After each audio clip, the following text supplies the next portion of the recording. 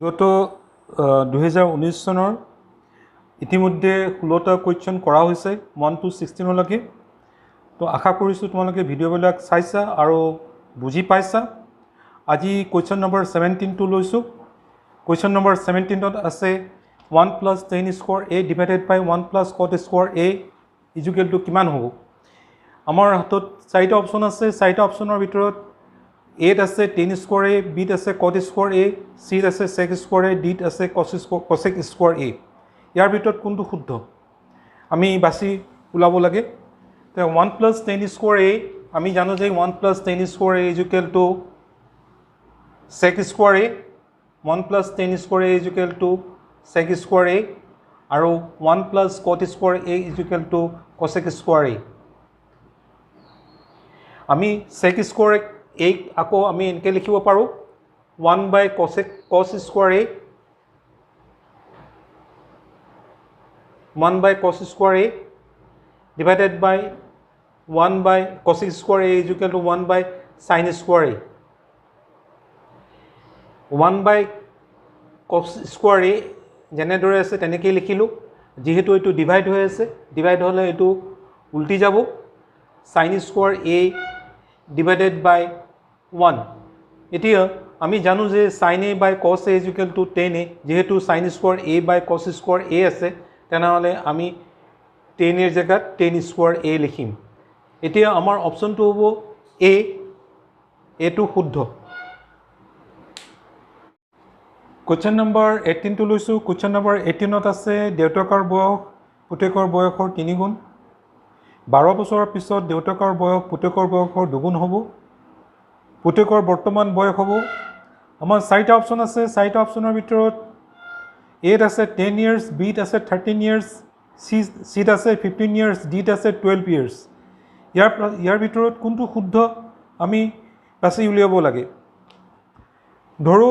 দেউতাকৰ বয়স x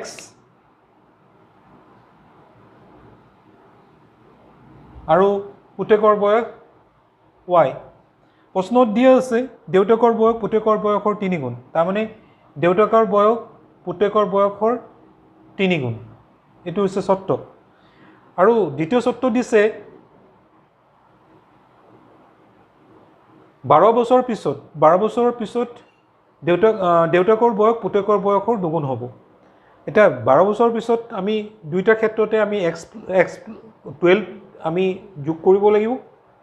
আৰু ইয়াতো যোগ কৰিব লাগিব 12 years দুইটাৰ ক্ষেত্ৰতে। এতিয়া এইটো 12 বছৰৰ পিছত দেউতাকৰ বয়স এইটো হ'ব আৰু পুতেকৰ বয়স 12 বছৰৰ পিছত y+12 হ'ব আৰু দেউতাকৰ বয়স x+12 আৰু পুতেকৰ বয়স y+12। এতিয়া প্ৰশ্নত দিয়া আছে দেউতাকৰ বয়স পুতেকৰ বয়সৰ 2 গুণ হ'ব। তাৰমানে x+12টো কাৰ 2 গুণ হ'ব? পুতেকৰ বয়সৰ 2 গুণ হ'ব। এতিয়া যেহেতু আমি পাই ৰাখিছোঁ যে x = 3y, আমি ইয়াত প্লট কৰি দিছোঁ। 3y + 12 এটা ওপেন কৰি দিছোঁ, ব্ৰেচেছটো ওপেন কৰি দিছোঁ, টুৱাইছ y, 2 × 12 24। এতিয়া 3y - 2y, 2yটো ইপিনে আহিলে মাইনাছ হ'ব, তেনেহ'লে আমি y পাম। 3y - 2y = y আৰু 24 ইপিনে 12টো ইপিনে গ'লে মাইনাছ হ'ব। 24 - 12 = 12। তাৰমানে আমাৰ পুতেকৰ বয়স আমি কিমান ধৰিছিলোঁ? y ধৰিছিলোঁ। আমাৰ পুতেকৰ বয়স কিমান ওলালে? 12 years ওলালে। তেনেহ'লে আমাৰ অপশ্যনটো কোনটো হ'ব? ডি অপশ্যনটো আমাৰ কাৰেক্ট হ'ব। কুৱেশ্যন নম্বৰ 19টো লৈছোঁ। কুৱেশ্যন নম্বৰ 19ত আছে ABCD সামন্তৰিকৰ শীৰ্ষবিন্দু কেইটা? A -2 3, B 6 7, C 8 3 আৰু D XY হ'লে x আৰু y মান হ'ব। 4টা অপশ্যন আছে। 4টা অপশ্যনৰ পৰা শুদ্ধ উত্তৰটো বাছি উলিয়াব লাগে। এত আছে 1 0, B অপশ্যনত আছে 0 1, C অপশ্যনত আছে -1 0, ডি অপশ্যনত আছে 0, -1। আমি এটা চিত্ৰৰ সহায়ত আমি বুজাবলৈ চেষ্টা কৰিছোঁ যে ABCD এটা সামন্তৰিক। A স্থানাংক -2 3, B স্থানাংক 6 7, C স্থানাংক 8 3 আৰু D স্থানাংক XY। আমি জানো যে সামন্তৰিকৰ কৰ্ণ দুডাল পৰস্পৰ সমদ্বিখণ্ডিত হয় অৰ্থাৎ ও এ চিৰ মধ্যবিন্দু ও বি ডিৰ মধ্যবিন্দু এতিয়া মধ্যবিন্দুৰ যেটো ফৰ্মুলা আছিলে সাপোজ এ বি এডাল সৰলৰেখা বি এ বিৰ মধ্যবিন্দু সি হয় তেনেহলে এৰ স্থানাঙ্ক যদি x1 y1 হয় আৰু বিৰ স্থানাঙ্ক যদি x2 y2 হয় আৰু চিৰ স্থানাঙ্ক যদি xy হয় তেনেহলে x = আমি পাওঁ x1 plus x2 divided by 2 আৰু y = পাওঁ y1 plus y2 divided by 2 আকৌ কৈছো যদি এ বি এডাল সৰলৰেখা হয় এৰ স্থানাঙ্ক যদি x1 y1 হয় আৰু বিৰ স্থানাঙ্ক যদি x2 y2 হয় সি যদি এ বিৰ মধ্যবিন্দু হয় আৰু চিৰ স্থানাঙ্ক যদি xy হয় তাই x ৰ মান হ'ব x1 plus x2 divided by 2 আৰু y ৰ মান হ'ব y1 plus y2 divided by 2 এতিয়া হি ঠিক এটো ডায়াগ্ৰামতে সেই ফৰ্মুলাটো ব্যৱহাৰ হ'ব তেনেহলে আমি ও এ চিৰ মধ্যবিন্দু তেনেহলে এৰ মান হ'ব আমি পাম -2 plus 8 আমি এটো ফৰ্মুলাৰ পৰাই পাম -2 plus 8 divided by 2 এটা -2 plus 8 তেনেহলে আমি এৰ মান পাম 6/2 = 3 8 minus 2 divided by 2 = 3 বিৰ মান পাম again 3 plus 3 divided by 2 তেনে 3 plus 3 divided by 2 = আমি কি পাম 6/2 = 3 অৰ্থাৎ a আৰু b ৰ মানটো হ'ব 3 আৰু 3 এতিয়া যেহেতু ও বি ডিৰ মধ্যবিন্দু তেনেহলে আকৌ a = আমি কিমান পাম 6 plus x divided by 2 এতিয়া এৰ মান পাইছো 3 তেনেহলে আমি কিমান পাম 6 plus x divided by 2 এতিয়া ক্ৰস মাল্টিপ্লিকেশন কৰিলে আমি কিমান পাম 3 into 2 = 6 6 plus 6 = 6 plus x তেনেহলে বাওঁফালেও 6 আছে আৰু সোঁফালেও 6 আছে এটো কাটা যাব তেনেহলে ইয়াত একো ভ্যালু নাই তেনে x ৰ মান কিমান হ'ব আমি 0 পাম আকৌ b ৰ মান হ'ব এই b ৰ মান হ'ব 7 plus y divided by 2 আৰু b ৰ মান আগতে পাই ৰাখিছো b ৰ মান আছে 3 7 plus y divided by 2 আৰু 3 into 2 = 6 equal to 7 plus y 7 to ইপিনে আহিলে -1 হ'ব তেনেহলে আমি y ৰ মান কিমান পাম -1 পাম এতিয়া আমাৰ অপচনটো য'ত 0 আৰু -1 আছে তেনেহলে x ৰ মান কিমান পাম x ৰ মান পালো 0 x ৰ মান পালো আমি 0 আৰু y ৰ মান পালো আমি -1 তেনেহলে আমাৰ অপচনটো ডি অপচনটো কাৰেক্ট হ'ব কোৱেশ্চন নম্বৰ 20 লৈছো কোৱেশ্চন নম্বৰ 20 ত আছে p স্থানাঙ্ক 1,2 q স্থানাঙ্ক 0,0 আৰু r স্থানাঙ্ক ab আৰু বিন্দুকেইটা যদি একৰেখীয় হয় তেন্তে আমাৰ চাৰিটা অপচন আছে চাৰিটা অপচনত a আছে a = b b অপচনত আছে a = twice b c অপচনত আছে twice a = b আৰু d অপচনত আছে a + b = 0 তো ইয়াৰ পৰা আমি শুদ্ধ উত্তৰটো বাছি উলাব লাগে প্ৰথমতে আমি ত্ৰিভুজৰ কালিৰ সূত্ৰটো সহায়ত আমি কৰিম আমি জানো যে ত্ৰিভুজৰ কালিৰ সূত্ৰটো হৈছে প্ৰথমতে ডেল্টা লিখিছো ডেল্টা মানে কালি বুজায় তা হাফ লিখিছো ইয়াত x1 লিখিছো আৰু ইয়াত লিখিছো x1 লিখি পেলাই গ্যাপ দিছো আৰু এটা গ্যাপ দিছো আৰু এটা গেপ দি পেলাই ব্ৰেকেটটো কমপ্লিট কৰিছোঁ আকৌ বুজাইছোঁ প্ৰথমতে মই x1 লিখি লৈছোঁ তাৰপিছত মাজত গেপ এটা দিছোঁ তাৰপিছত x2 লিখিছোঁ মাজত গেপ এটা দিছোঁ আকৌ x3 লিখিছোঁ গেপ এটা দি পেলাই ব্ৰেকেট লিখিছোঁ এতিয়া আমাৰ হৈছে যেহেতু x1 আৰু এটা আমি ডায়াগ্ৰাম এটা আঁকি লৈছোঁ 1 1 2 3 তো 1 ৰ পৰা 2 ডাইৰেকশ্যন বুজাইছোঁ 2 পৰা 3 আৰু 3 পৰা 1 আকৌ কৈছোঁ 1 2 3 এটা ত্ৰিভুজ ফৰ্মত আমি ডায়াগ্ৰাম এটা আঁকি লৈছোঁ এইটো কেৱল মনত ৰাখিবৰ কাৰণে কৰিছোঁ তো 1 to 2 2 to 3 3 to 1 এতিয়া যেহেতু x1 লিখিলোঁ তাৰমানে 1 to লিখিলোঁ মই বাকি থাকিল 2 আৰু 3 ইয়াত y2 minus y3 লিখিছোঁ যেহেতু 1 লিখিলোঁ বাকি থাকিল 2 আৰু 3 সেইকাৰণে y2 minus y3 লিখিছোঁ এতিয়া 2 to লিখা হৈ আছে বাকি থাকিল কি 3 আৰু 1 তেনেহ'লে y3 minus y1 এতিয়া 3 to লিখা হৈ আছে x3 লিখা হৈ আছে 3 to লিখা হৈ আছে থাকিল 1 আৰু 2 তো 1 y1 minus y2 একেবাৰে সহজ মনত ৰাখিবৰ কাৰণে এতিয়া এইটো ফৰ্মুলাৰ সৈতে আমি অংকটো কৰিম ইয়াত আমি x1 y1 আমি লিখি লৈছোঁ x1 y1 তাৰমানে p স্থানাংক এইটো x1 y1 ইকুৱেল টু আমাৰ কিমান লৈছোঁ 1,2 আৰু x2 y2 স্থানাংক অৰ্থাৎ q স্থানাংক কিমান আছে 0 আৰু 0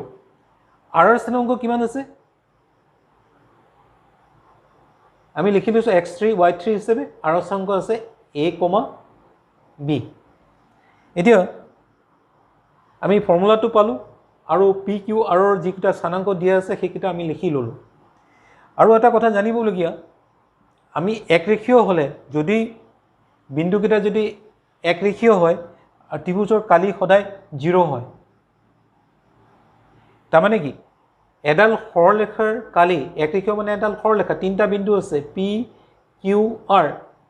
তা এডাল সৰলৰেখাৰ কালি কেতিয়াও নাথাকে সেইকাৰণে p q r ত্ৰিভুজৰ কালিটো কি হ'ব 0 হ'ব তেনেহ'লে আমি তোমালোকে জানি ল'বা একৰেখীয় যদি হয় একৰেখীয় মানে এডাল ৰেখাত যদি তিনিটা বিন্দু থাকে তিনিটাৰ বিন্দুৰ কালি কেতিয়াও আমি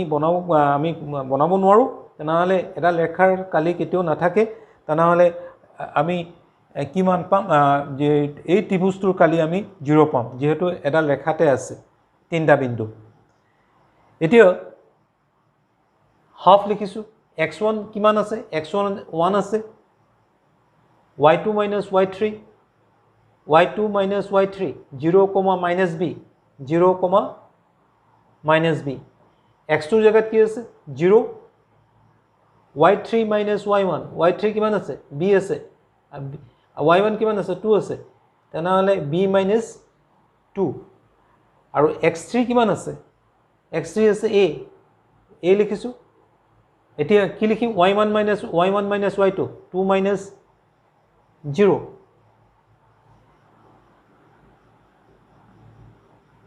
half এটো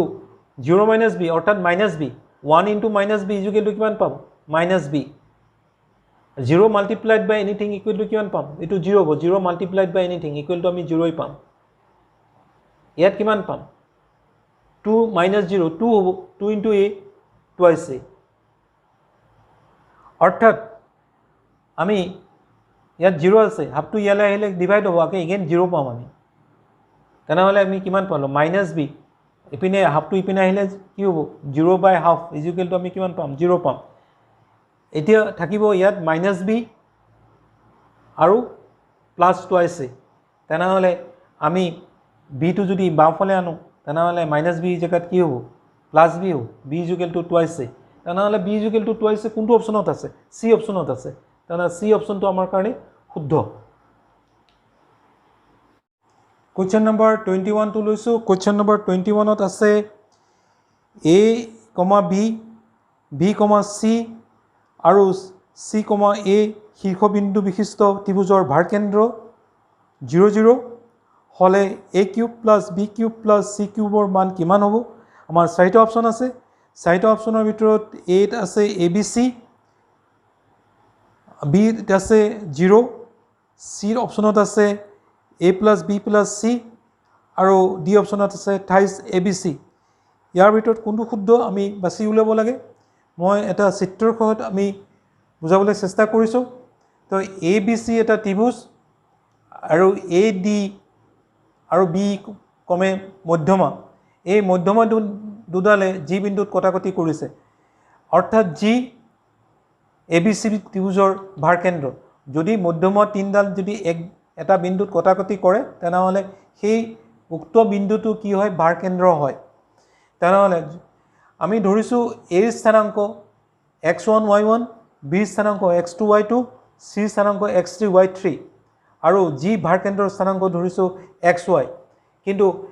ভাৰকেন্দ্ৰৰ মান দিয়া আছে, xy মান আমাক দিয়া আছে 0 0। এতিয়া ax1 y1 মান কিমান দিয়া আছে, ax1 y1ৰ মান দিয়া আছে a, b, bx2 y2ৰ মান দিয়া আছে b, c আৰু c স্থানাংকৰ মান দিয়া আছে, c স্থানাংক x3 y3 মান দিয়া আছে c,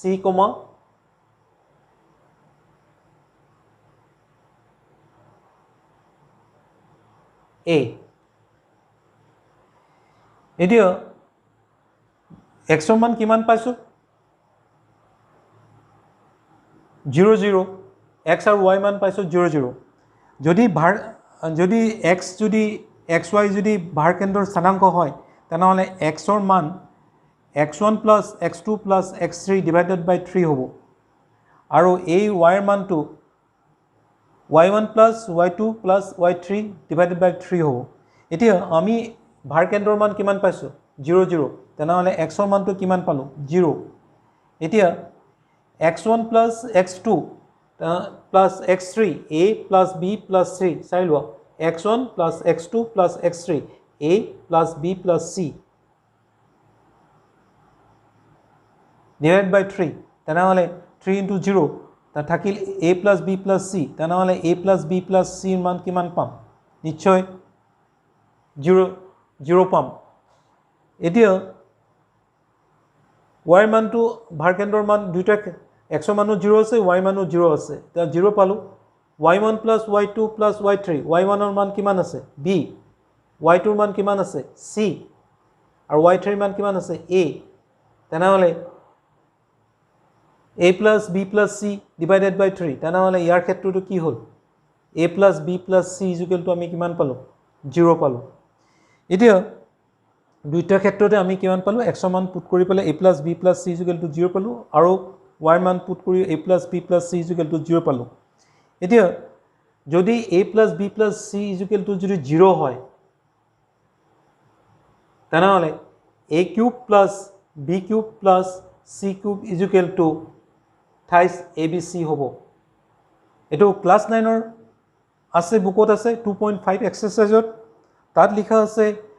অংক আকাৰে আছে, তাত লিখা আছে x plus y plus z equal to 0। তেনেহ'লে x cube plus y cube plus z cube equal to কিমান হ'ব, 28 XYZ হ'ব। ইয়াত XYZ ৰ সলনি কি আছে, a plus b plus c equal to 0 আছে। তেনেহ'লে a cube plus b cube plus c equal to c cube equal to আমি কিমান পাম, 28 ABC পাম। অৰ্থাৎ আমাৰ ডি অপশ্যনটো কাৰেক্ট। কুৱেশ্যন নম্বৰ 22টো লৈছোঁ। কুৱেশ্যন নম্বৰ 22ত আছে 4, -3 আৰু 8, 5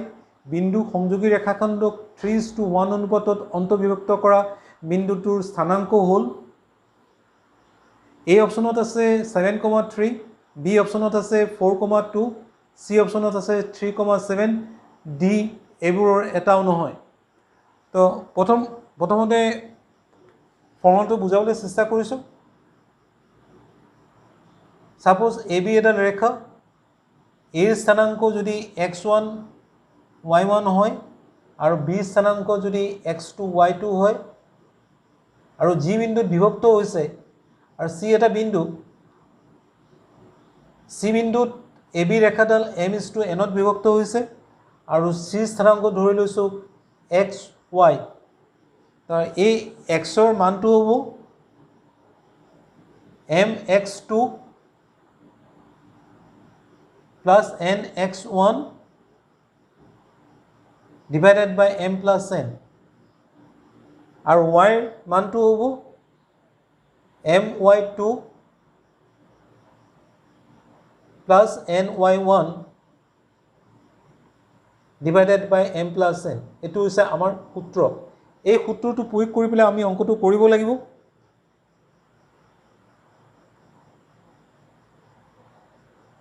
এই ৰেখাডাল ধৰি লওঁ এই ৰেখাডাল AB ৰেখাডাল 3:1 অনুপাতত বিভক্ত হৈছে এৰ স্থানাংক দিয়া আছে 4, -3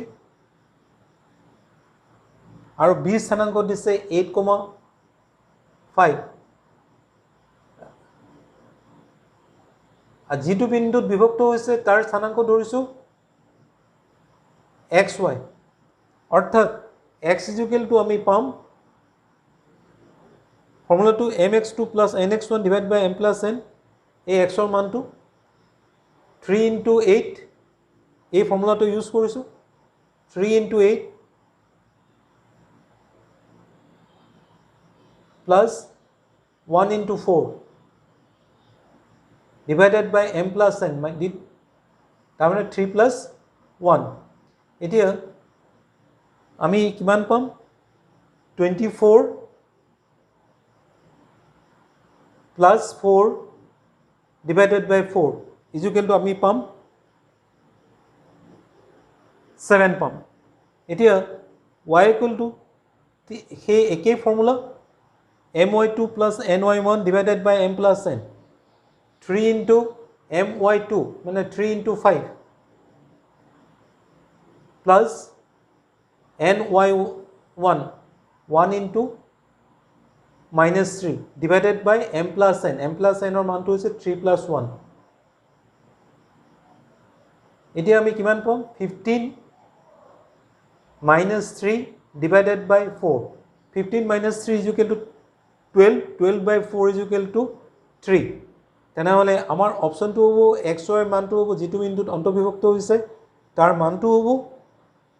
7,3 অৰ্থাৎ এই অপচনটো কাৰেক্ট অপচন A টো কাৰেক্ট কোৱেশ্চন নম্বৰ 23 টো লৈছো কোৱেশ্চন নম্বৰ 23 ত আছে যদি fx = ax³ - 6x² - 11x - 6 বহুপদ ৰাশিটোৰ শূন্যকেইটাৰ পূৰণফল হ'ব যদি 4 হয় তেন্তে a মান হ'ব চাৰিটা অপচন আছে প্ৰথম অপচনটোত 3/2 b অপচনত -3/2 c অপচনত আছে 2/3 d অপচনত আছে -2/3 মই ফৰ্মুলাখন বুজাবলৈ চেষ্টা কৰিছো এটো বহুপদ ৰাশি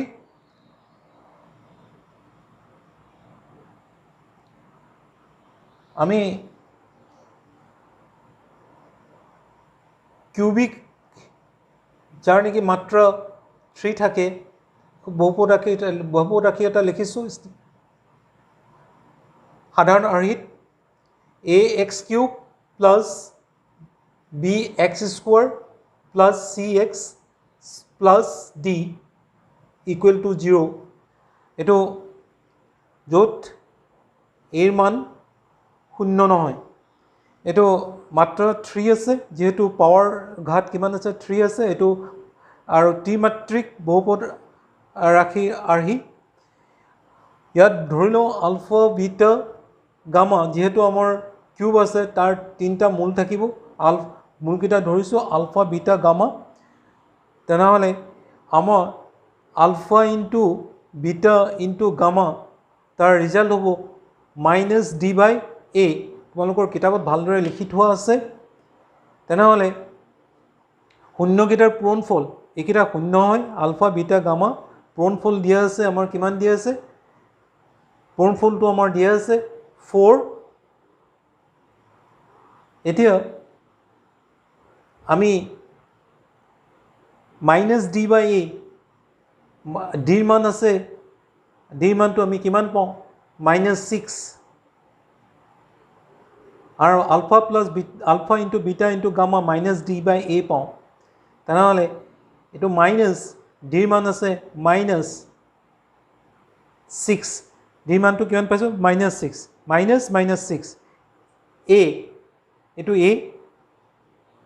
ULFA into beta into gamma minus d by a আছিলে আৰু প্ৰশ্নত দিয়া আছে শূন্যকেইটাৰ পূৰণফল 4 আমি 4 দিছোঁ alpha into beta into gamma তাৰ আমাৰ মানটো দিছোঁ 4 দিয়া আছে আমাৰ এতিয়া a মান হ'ব 4a ইকুৱেল টু আমি কিমান পালোঁ ক্ৰছ মাল্টিপ্লিকেশ্যন 4a মাইনাছে প্লাছ 6 পালোঁ আৰু a মান হ'ব 6/4 অৰ্থাৎ 3/2 তেনেহ'লে আমাৰ এনসাৰ হ'ব 3/2 অপশ্যন কিমান হ'ব 3/2 তেনেহ'লে a2 কাৰেক্ট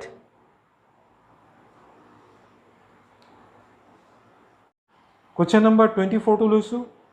O কেন্দ্ৰযুক্ত এটা বৃত্তৰ টি বিন্দুত PT এডাল স্পৰ্শক যদি OT ইকুৱেল টু 6 সেন্টিমিটাৰ আৰু OP ইকুৱেল টু 10 সেন্টিমিটাৰ হয় তেন্তে PTৰ দৈৰ্ঘ্য হ'ল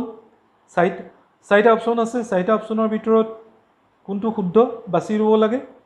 A অপশ্যনত আছে 12 সেন্টিমিটাৰ Bত আছে 4 সেন্টিমিটাৰ Cত আছে 8 সেন্টিমিটাৰ Dত আছে 16 সেন্টিমিটাৰ তো প্ৰথমতে আমি ডায়াগ্ৰামটো আঁকি লৈছোঁ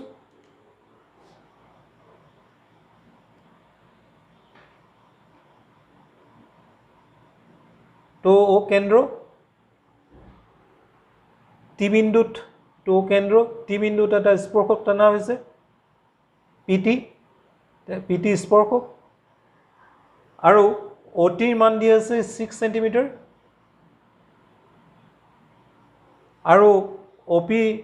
মান দিয়া আছে 10 সেন্টিমিটাৰ এতিয়া TP কিমান হ'ব এইটো এটা পাইথাগোৰাছৰ সূত্ৰত আমি কৰিব লাগিব তা পাইথাগোৰাছৰ সূত্ৰ অনুসৰি OP square equal to OT square plus PT square পাইথাগোৰাছৰ সূত্ৰ মতে তেনেহ'লে PT স্কোয়ার ইকুয়াল টু হ'ব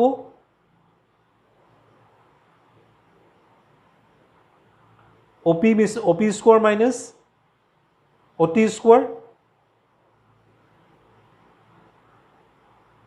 OP স্কোয়ার মান পাইছোঁ 100 10 OP মান যেহেতু 10 এটো 100 হ'ব আৰু OT মান 6 আছে তেনেহ'লে এটো 36 হ'ব OT স্কোয়ার তেনেহ'লে PT স্কোয়ার ইকুয়াল টু আমি পাম 100 minus 36 ইকুয়াল টু 64 তেনেহ'লে PT ৰ মানটো পাম √64 ইকুয়াল টু 8 তেনেহ'লে আমাৰ 8 সেন্টিমিটাৰটো শুদ্ধ অপশ্যন C হ'ব C অপশ্যনটো কাৰেক্ট